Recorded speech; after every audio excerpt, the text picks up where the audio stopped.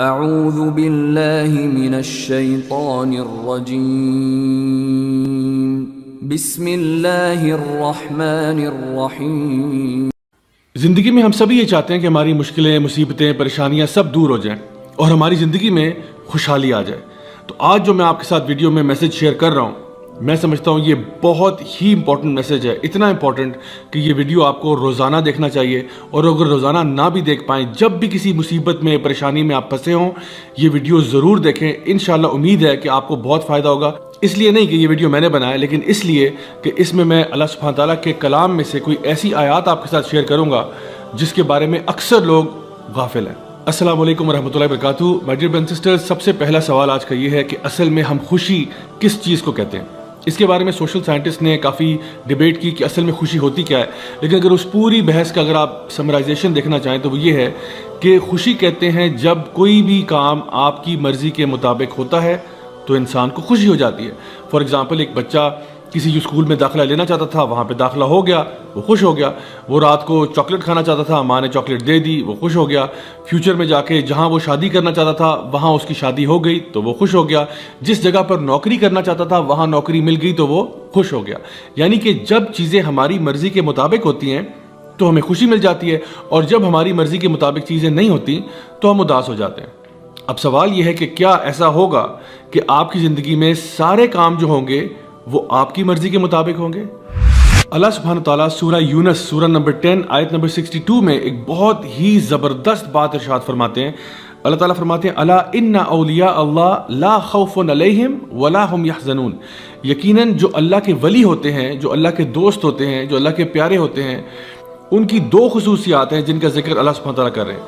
یعنی کہ ایک تو کہا گیا کہ لا خوف علیہم، کہ ان کو خوف نہیں ہوتا، اور دوسرا ان کو غم نہیں ہوتا۔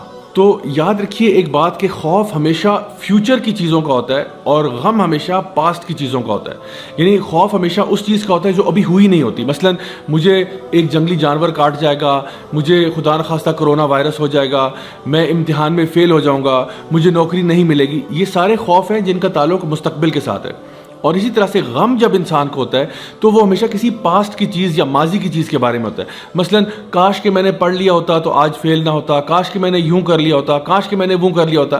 یعنی انسان جب بھی غم کی حالت میں ہوتا ہے تو غم ہمیشہ گزری ہوئی بات پر کیا جاتا ہے، اور جب بھی انسان خوف زدہ ہوتا ہے تو وہ ہمیشہ کسی فیوچر کی چیز کے بارے میں خوف زدہ ہو رہا ہوتا ہے۔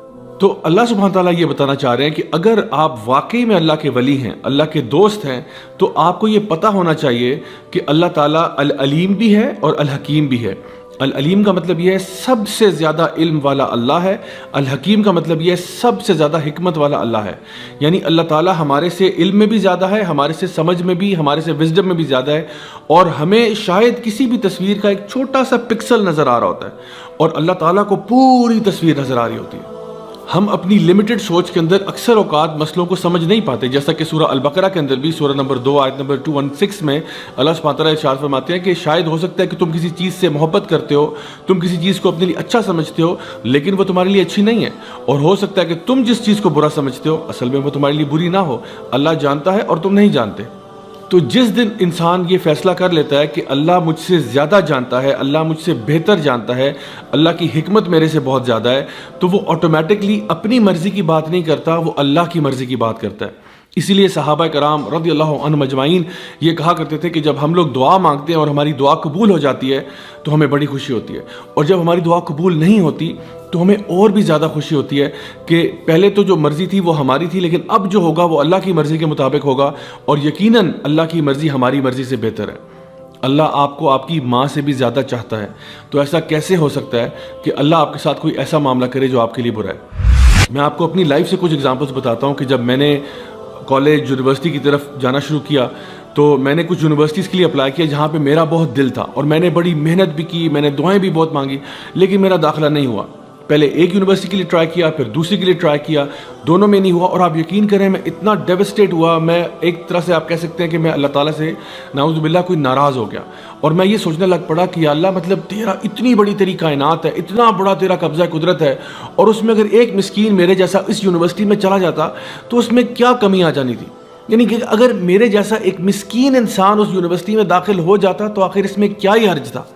لیکن آپ یقین کریں کئی سالوں کے بعد مجھے سمجھ میں آیا کہ اس کی حکمت کیا تھی. میں ان یونیورسٹیز میں ایز اے اسٹوڈنٹ تو نہیں گیا, لیکن بار بار ان یونیورسٹیز میں ایز اے ٹیچر ضرور گیا, لیکچرز دینے کے لیے, ٹاکس دینے کے لیے, ورک شاپس کرانے کے لیے.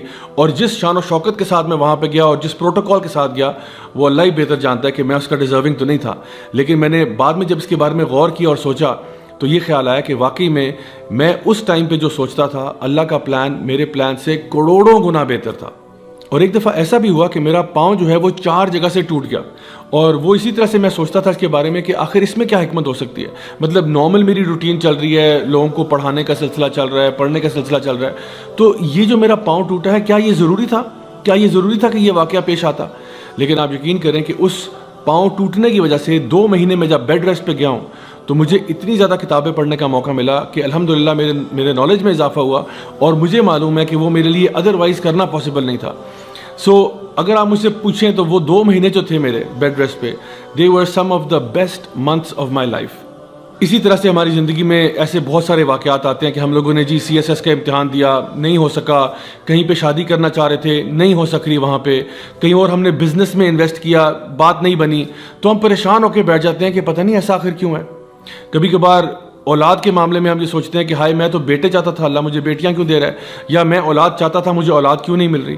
آپ یقین کریں گے میں کچھ ایسے لوگوں کو بھی جانتا ہوں جن کی شادی کے 18 سال کے بعد, 20 سال کے بعد اللہ تعالیٰ نے ان کو اولاد دی ہے. کچھ ایسے لوگ بھی ہیں جنہوں نے بہت چھوٹے بزنس سے آغاز کیا اور 10, 15, 20 سال کے بعد اللہ تعالیٰ نے ان کو کروڑ پتی بنا دیا. مائی ڈیئر برادرز سسٹرز, اللہ تعالیٰ آپ کے ٹائم ٹیبل کے مطابق نہیں چلتا, ہم اللہ تعالیٰ کے بتائے ہوئے ٹائم ٹیبل کے مطابق چلتے ہیں. سو آپ اپنے طور پہ پوری کوشش کریں, پوری محنت کریں.